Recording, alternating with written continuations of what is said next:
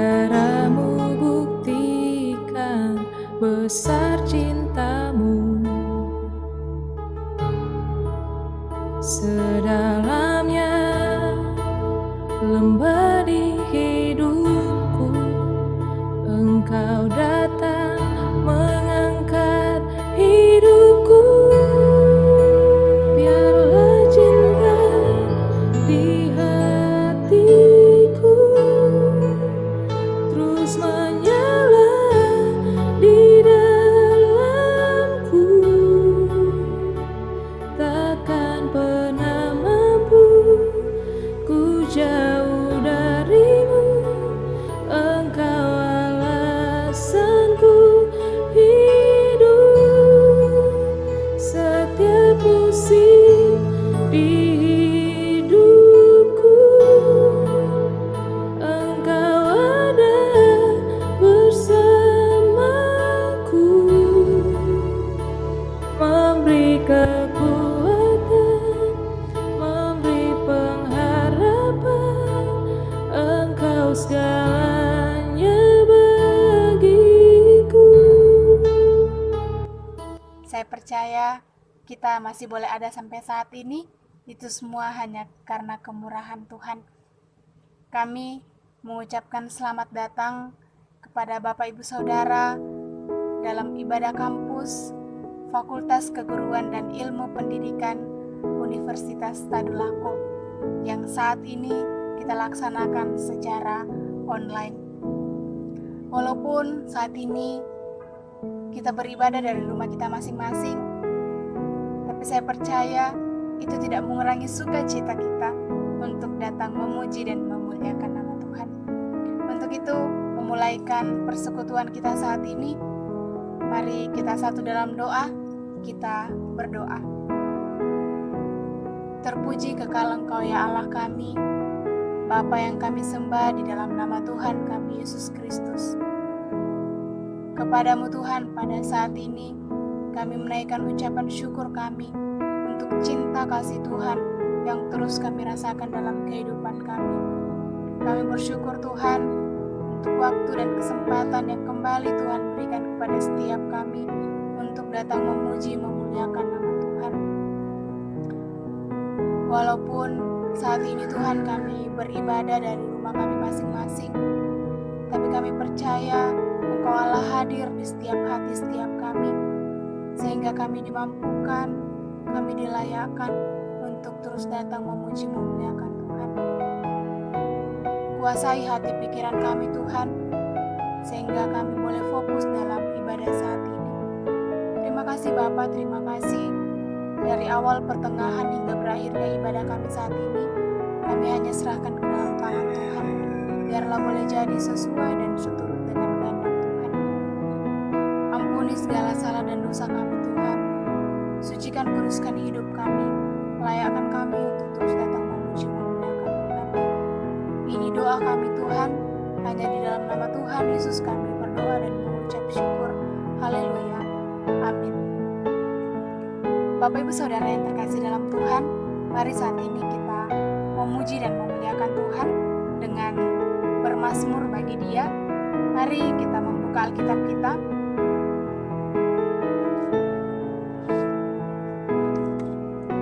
Dari Mazmur 100 ayat 1 sampai 5. Mazmur 100 ayat 1 sampai 5. Saya akan membacakan bagi kita sekalian. Pujilah Allah dalam bait-Nya. Mazmur untuk korban syukur. Bersorak-soraklah bagi Tuhan hai seluruh bumi. Beribadahlah kepada Tuhan dengan sukacita. Datanglah ke hadapan-Nya dengan sorak-sorai. Ketahuilah bahwa Tuhanlah Allah. Dialah yang menjadikan kita dan punya Dialah kita, umat-Nya dan kawanan domba gembalaannya. Masuklah melalui pintu gerbang-Nya dengan nyanyian syukur, ke dalam pelataran-Nya dengan puji-pujian. Bersyukurlah kepada-Nya dan pujilah nama-Nya, sebab Tuhan itu baik, kasih setia-Nya untuk selama-lamanya, dan kesetiaan-Nya tetap turun-temurun. Bapak Ibu Saudara yang terkasih dalam Tuhan, tiba saatnya kita akan mendengarkan kebenaran firman Tuhan yang akan disampaikan oleh hambanya Ibu Marharini Pangeti MPDK dengan tema Jesus We Need You. Kepada Ibu Marharini Pangeti MPDK kami persilahkan. Shalom, senang sekali pada kesempatan ini bisa bersama-sama membagi kebenaran firman Tuhan bersama dengan saudara-saudara semuanya di dalam kondisi yang terbatas saat kita semua masih dalam stay at home. Baik, sebelum kita memulai perenungan firman Tuhan, mari terlebih dahulu kita minta pimpinan Tuhan untuk pembelajaran firman pada saat ini. Kita berdoa. Bapa, di dalam nama Tuhan Yesus, kami bersyukur pada kesempatan ini kami diberi waktu untuk belajar firman-Mu ya Allah. Kami meminta kiranya Allah Roh Kudus memberi kami kesanggupan untuk mengerti firman Tuhan, tetapi juga kesanggupan untuk menjadi pelaku daripada kebenaran firman yang kami pelajari. Ya Tuhan, kami sampaikan doa kami ini hanya di dalam nama Tuhan kami Yesus Kristus. Amin. Saudara-saudara yang diberkati dan dikasihi oleh Tuhan Yesus Kristus, harus kita akui bersama bahwa pandemi COVID-19 sampai pada saat ini telah mempengaruhi banyak tatanan kehidupan manusia. Bukan hanya kita bangsa Indonesia, tetapi juga seluruh umat manusia. Ada banyak negara yang terkena daripada dampak COVID-19. Dan bukan hanya satu bidang kehidupan yang terkena dampak. Bukan hanya hal kesehatan, tetapi sudah ke berbagai bidang kehidupan. Masalah sosial, masalah ekonomi, bahkan masalah iman atau keyakinan kita kepada Tuhan. Hampir bisa dipastikan kemungkinan banyak orang yang saat-saat ini juga sedang berpikir keras bagaimana keberadaan Tuhan di tengah-tengah situasi ini, karena sepertinya terus saja berlangsung dan terus saja ada, seperti tidak bisa terkendali dengan cepat. Dan kemungkinan juga pada banyak anak Tuhan ya yang sedang bertanya-tanya, di mana Tuhan, kenapa tidak melakukan sesuatu di tengah-tengah ini, sementara ada banyak orang berdoa untuk kondisi ini. Saudara yang saya kasihi dan diberkati oleh Tuhan, di dalam keberadaan ini tentunya kita sebagai murid Tuhan harus kembali pada kebenaran firman Allah. Apa yang firman Allah jabarkan tentang keadaan atau kondisi yang terjadi di tengah-tengah manusia. Apa yang mengharuskan kita untuk datang kepada Allah dan mencari Dia di tengah-tengah situasi ini. Melalui kebenaran firman Tuhan yang akan kita pelajari pada saat ini, kiranya akan membukakan banyak hal kepada kita bahwa di dalam kondisi apapun sebagai orang-orang percaya kita harus mencari Tuhan karena kita membutuhkan Tuhan. Itu tema renungan kita. Tuhan atau Yesus, kami membutuhkan Engkau. Bagian firman Tuhan yang akan kita selidiki pada malam hari ini akan memberikan kebenaran dasar tentang iman kita kepada Allah dan sekaligus menjadi alasan kuat mengapa kita membutuhkan Tuhan dalam kehidupan kita. Bagian firman Tuhan terambil dari kitab Efesus pasal yang kedua ayat yang ke-10. Demikian firman Allah. Karena kita ini buatan Allah, diciptakan dalam Kristus Yesus untuk melakukan pekerjaan baik yang telah dipersiapkan Allah sebelumnya. Ia mau supaya kita hidup di dalamnya. Dari bagian firman Tuhan ini ada 3 kebenaran dasar yang menjadi alasan kuat untuk seseorang atau untuk seorang anak Tuhan, bagaimanapun keadaannya yang sedang dialami, bahwa sesungguhnya kita membutuhkan Tuhan dalam kehidupan kita. Kitab Efesus dilatar belakangi dengan penjelasan yang sangat jelas sekali bahwa betapa kayanya kehidupan orang percaya kepada Tuhan Yesus. Ada kekayaan rohani yang Tuhan sudah siapkan di dalam Kristus Yesus. Kemudian di dalam pasal 2 bagian pertama dijelaskan ada perbedaan yang sangat mendasar kehidupan orang yang belum percaya dan yang sudah percaya. Harus terlihat jelas perbedaan itu. Lalu kemudian di dalam ayat yang ke-9, 10 penulis menjelaskan bahwa kita diselamatkan hanya oleh karena iman, bukan perbuatan baik. Tetapi ayat yang ke-10, Paulus atau penulis mengingatkan bahwa kita yang adalah buatan Allah diciptakan dalam Kristus Yesus itu ada satu tujuan, yaitu melakukan pekerjaan baik yang sudah Allah persiapkan sebelumnya. Itulah kehendak Allah, yaitu kita hidup di dalamnya. Nah, melalui bagian firman Tuhan ini kita akan menyelidiki apa yang menjadi alasan kuat sehingga benar-benar bahwa sebagai orang yang sudah diselamatkan, orang yang percaya, bagaimanapun kita sangat membutuhkan Tuhan dalam kehidupan kita. Kebenaran yang pertama yang menjadi alasan kuat kita membutuhkan Allah, di dalam ayat ini lihatlah frase yang berkata bahwa karena kita ini buatan Allah, diciptakan dalam Kristus Yesus. Kata buatan di dalam frase ini atau istilah buatan ini dalam terjemahan bahasa aslinya itu memiliki arti adalah puisi yang indah atau satu karya sastra yang indah. Karya sastra itu adalah buatan Allah. Jadi hal yang pertama yang menjadi dasar atau alasan kuat mengapa kita mencari, membutuhkan Allah adalah karena Allah adalah pencipta kita. Di teks ini dikatakan bahwa karena kita buatan Allah. Siapa kita? Kita itu orang yang percaya. Siapa kita? Kita adalah manusia yang dibuat oleh Tuhan. Ada beberapa bagian di dalam kitab Perjanjian Lama yang sungguh menjelaskan dengan sangat detail bagaimana Allah yang membentuk kehidupan kita. Yeremia 1 ayat 5 berkata, sebelum aku membentuk engkau dalam rahim ibumu, aku telah mengenal engkau, dan sebelum engkau keluar dari kandungan, aku telah menguduskan engkau, aku telah menetapkan engkau. Mazmur 139 ayat 13, 14, dan 16. Sebab engkaulah yang membentuk buah pinggangku, menunun aku dalam kandungan ibuku. Aku bersyukur kepadamu, oleh karena kejadianku dahsyat dan ajaib. Ajaib apa yang kau buat dan jiwaku benar-benar menyadarinya. Ayat 16. Matamu melihat selagi aku bakal anak, dan dalam kitabmu semuanya tertulis hari-hari yang akan dibentuk sebelum ada satupun daripadanya.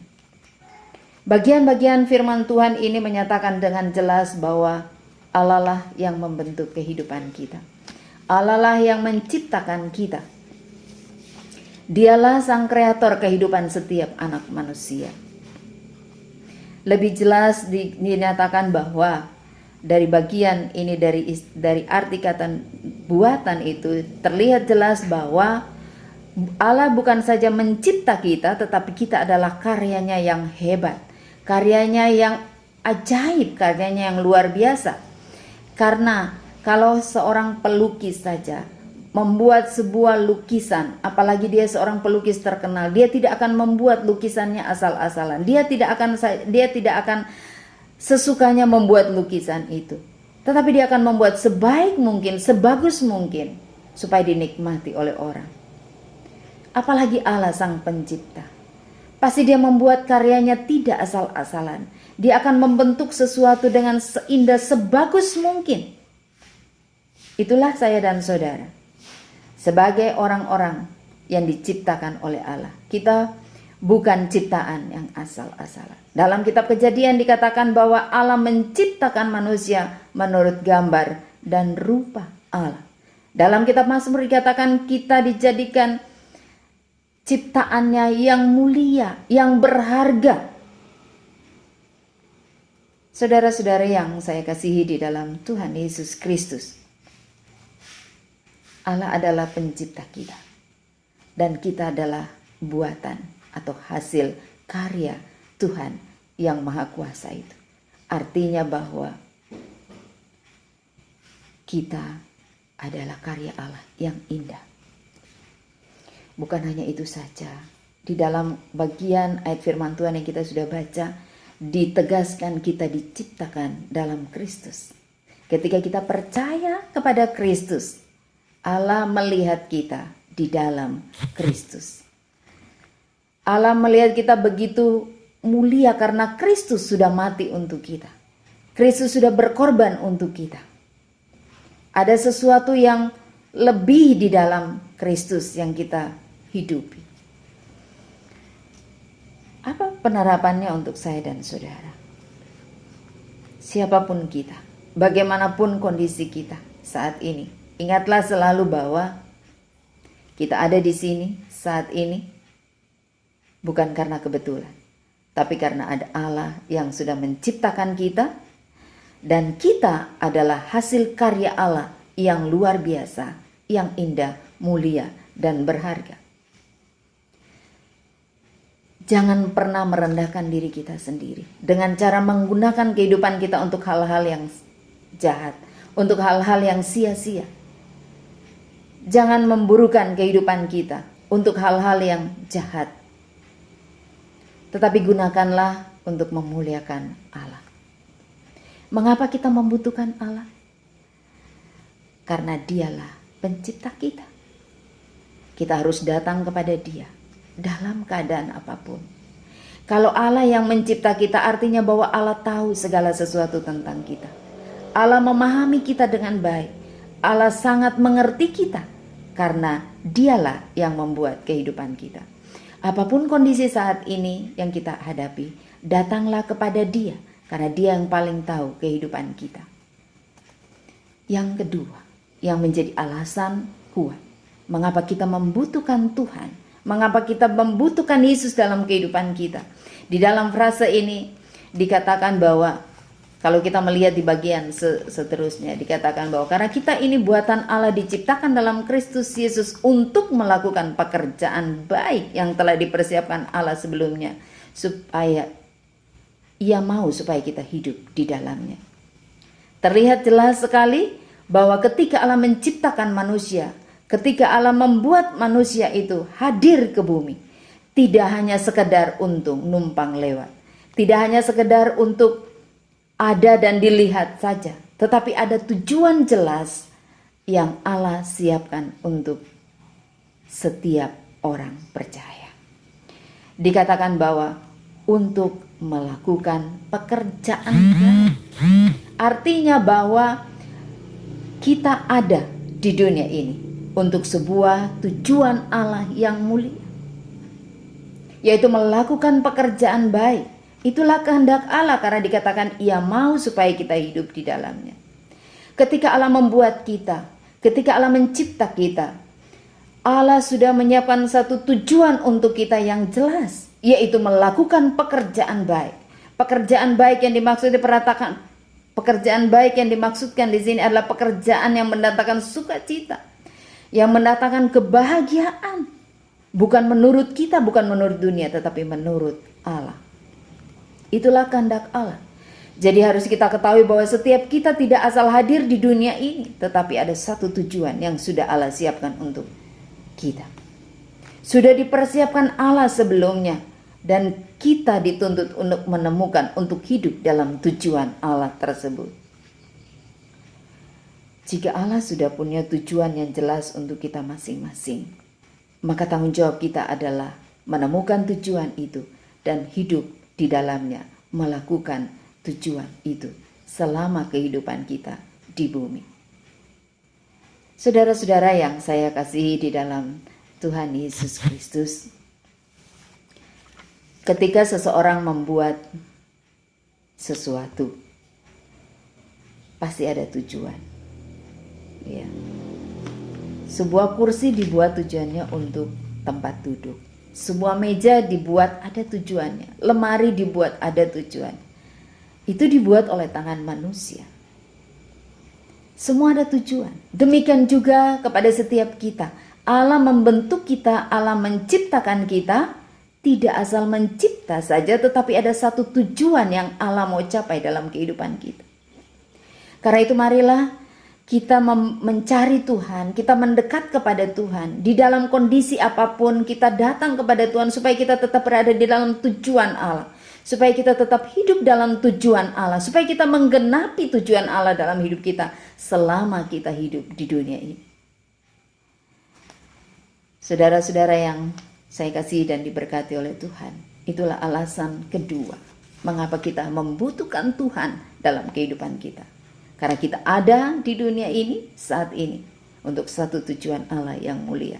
Dan kita harus hidup di dalamnya. Sebab itulah kehendak Allah bagi kita. Dan yang ketiga, yang menjadi alasan kuat mengapa kita membutuhkan Tuhan dalam kehidupan kita. Dari bagian firman Tuhan ini kita menemukan alasan ketiga.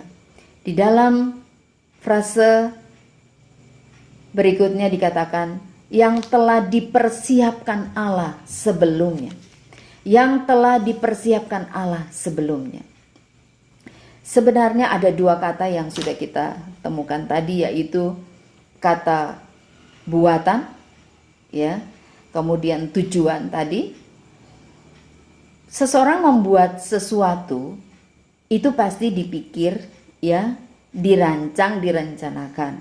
Dari sini kita sudah bisa mengerti bahwa tidak dibuat asal-asal, ya. Demikian juga ketika membuat sesuatu pasti dia pikirkan untuk apa, tujuannya apa. Jadi sudah dalam sebuah perhitungan yang mantap, sudah di dalam sebuah rencana yang matang, supaya karyanya itu hasilnya bagus dan memenuhi tujuan. Artinya bahwa kalau kita buatan Allah, dibuat untuk satu tujuan, artinya Allah tidak membuat itu asal-asalan, tetapi ada rencananya, ada rancangannya.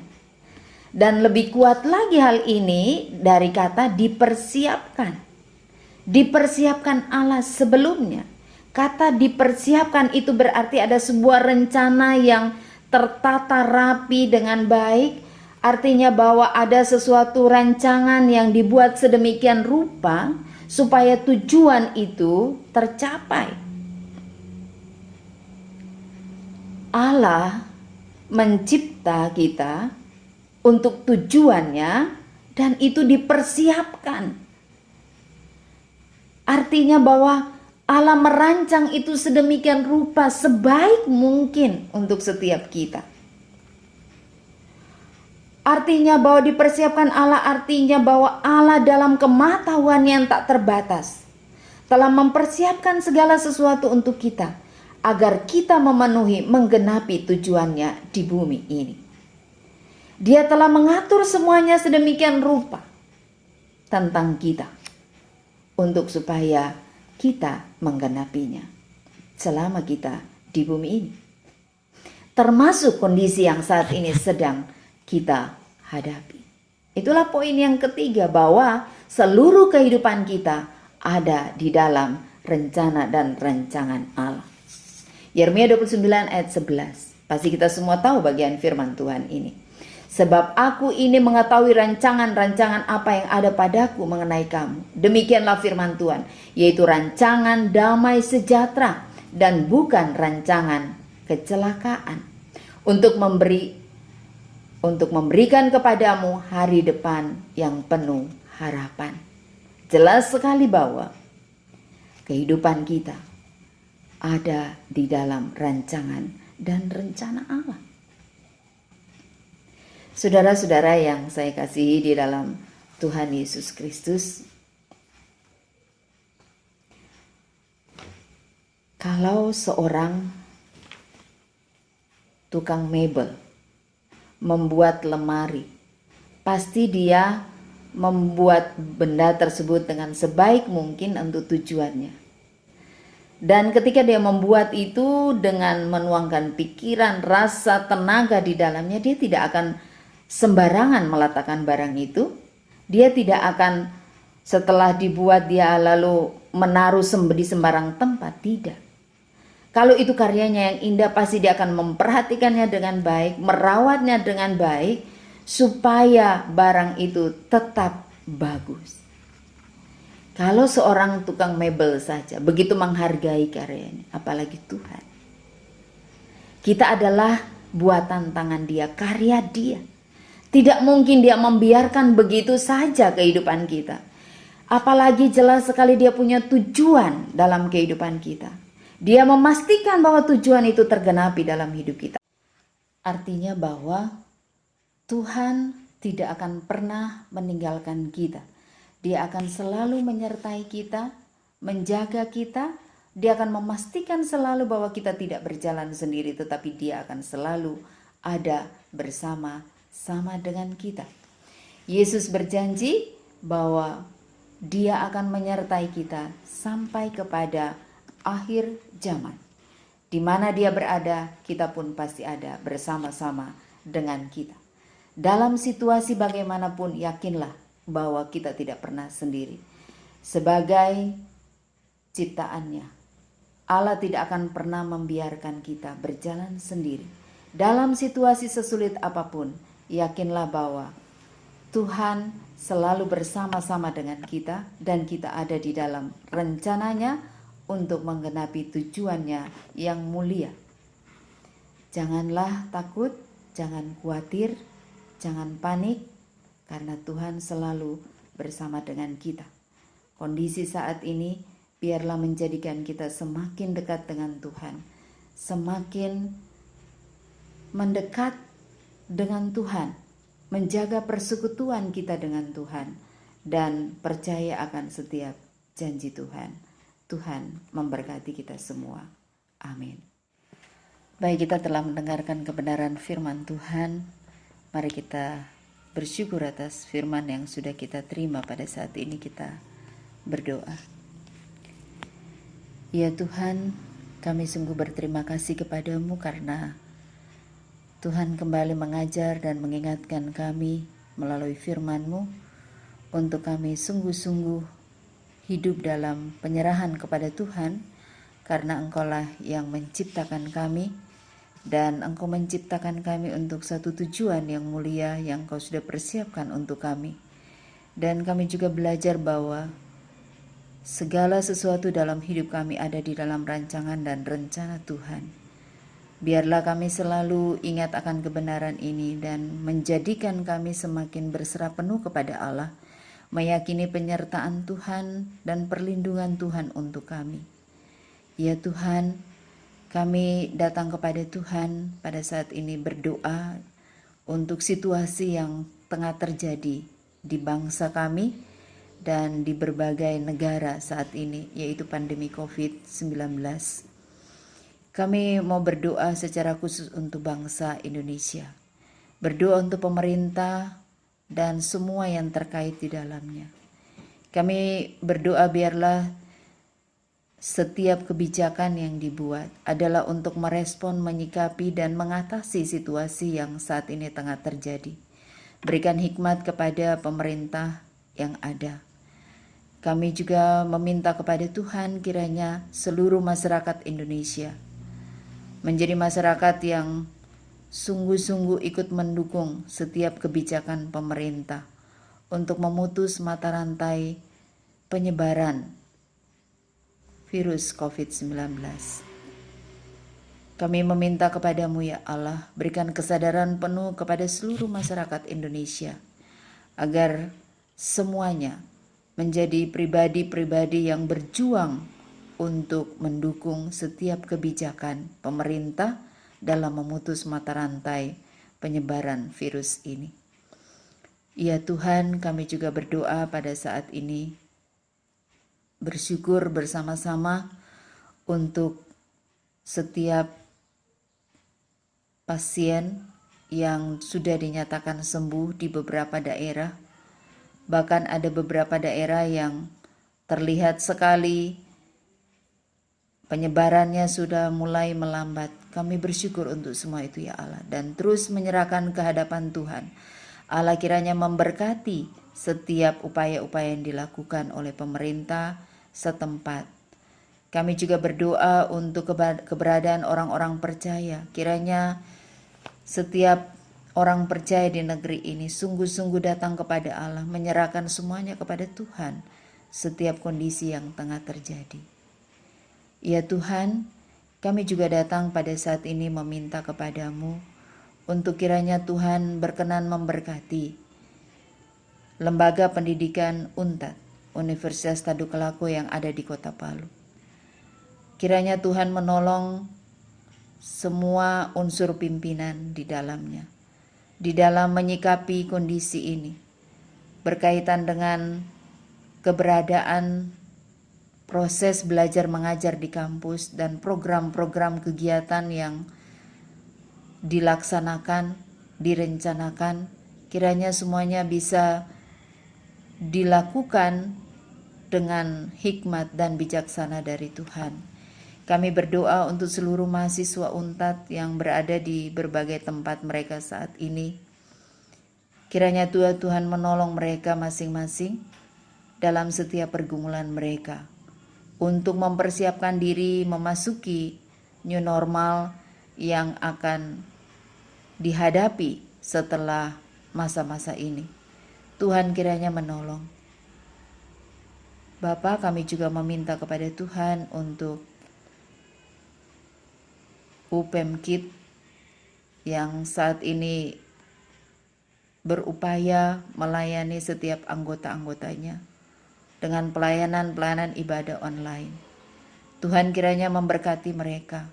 Tuhan kiranya terus menolong mereka dalam setiap program-program kerja yang mereka buat ke depan untuk mengatasi ataupun memasuki masa-masa setelah COVID-19. Kami terus meminta kepada Tuhan, Engkau memberkati mereka semua ya Allah, setiap pengurus, bahkan apa yang mereka rencanakan ke depan, Tuhan kiranya menolong. Bapa, kami juga meminta kepadamu untuk seluruh anggota mereka masing-masing.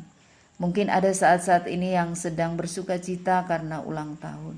Di tengah-tengah situasi ini kiranya Tuhan menolong mereka. Menolong dalam setiap kondisi yang mereka hadapi bersama dengan orang tua, keluarga mereka di tempat mereka masing-masing. Ataupun ada yang tidak bisa pulang, mereka harus ada di kos-kosan. Tuhan kiranya terus menolong, mencukupkan apa yang mereka perlukan, dan memberkati setiap sukacita yang mereka alami. Kalau ada di antara mereka yang sedang mengalami kelemahan tubuh, ataupun pergumulan lain, masalah keuangan, atau hal apapun ya Tuhan, hamba mau meminta kepadamu ya Allah, tolonglah satu persatu mereka di dalam setiap keadaan yang mereka hadapi, agar mereka terus dikuatkan oleh Tuhan.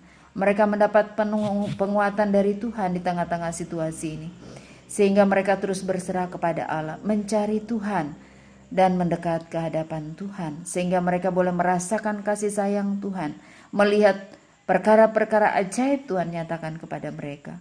Terima kasih ya Tuhan, menyerahkan semuanya ini ke hadapan-Mu ya Allah. Berdoa ya Tuhan untuk visi misi dari UPEMKID sendiri. Kiranya mereka terus bisa mengerjakannya dengan baik. Bahkan program kelompok kecil yang mereka berusaha menjadi prioritas dalam program kerja mereka, Engkau memberkati. Sehingga pelayanan melalui kelompok-kelompok kecil ini sungguh akan dapat mendewasakan setiap anggota-anggota mereka. Bukan hanya itu saja ya Tuhan, kiranya melalui kelompok-kelompok kecil ini mereka bisa menjangkau teman-teman mereka yang lain untuk bertumbuh di dalam Kristus, bertumbuh di dalam firman Allah. Memberkati setiap pemimpin-pemimpin kelompok agar mereka benar-benar menjadi pemimpin-pemimpin yang dapat membawa anggota-anggota kelompoknya bertumbuh di dalam Tuhan. Ya Bapa, berkatilah Tuhan program mereka, visi misi yang mereka canangkan, kiranya bisa tetap dikerjakan dengan baik. Terpujilah namamu Bapa di surga, menyerahkan seluruh keberadaan mereka ke dalam tangan pemeliharaan dan kasih sayang Tuhan. Di dalam nama Tuhan kami Yesus Kristus, Allah yang hidup itu, kami sampaikan doa permohonan kami pada saat ini ya Tuhan, dan bersyukur untuk kesempatan bisa beribadah secara online. Terpujilah namamu. Di dalam nama Kristus Yesus Tuhan yang hidup itu, kami bersyukur dan mengakhiri semuanya. Amin. Demikianlah ibadah kita saat ini. Kami mengucapkan terima kasih kepada Ibu Marharini Pangeti MPDK yang telah memberitakan firman Tuhan. Tuhan Yesus memberkati. Dan kami juga mengucapkan terima kasih kepada Bapak Ibu Saudara yang telah dengan setia mengikuti ibadah ini dari awal sampai berakhirnya. Tuhan Yesus memberkati kita sekalian. Shalom. Buktikan besar cintamu, sedalamnya lembah di hidupku. Engkau datang mengangkat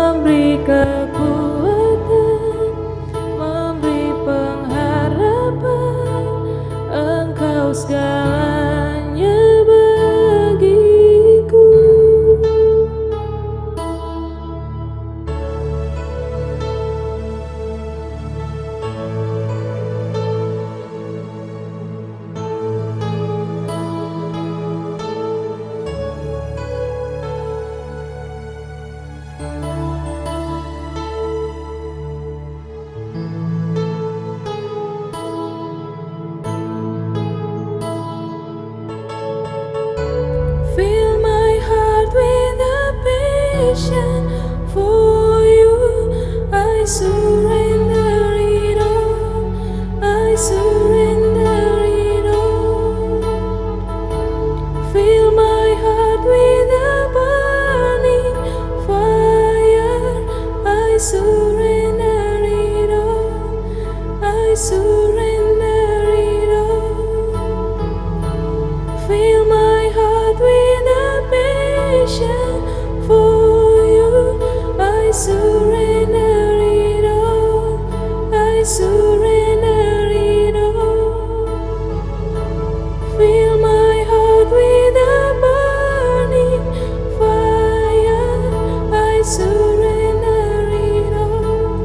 I surrender.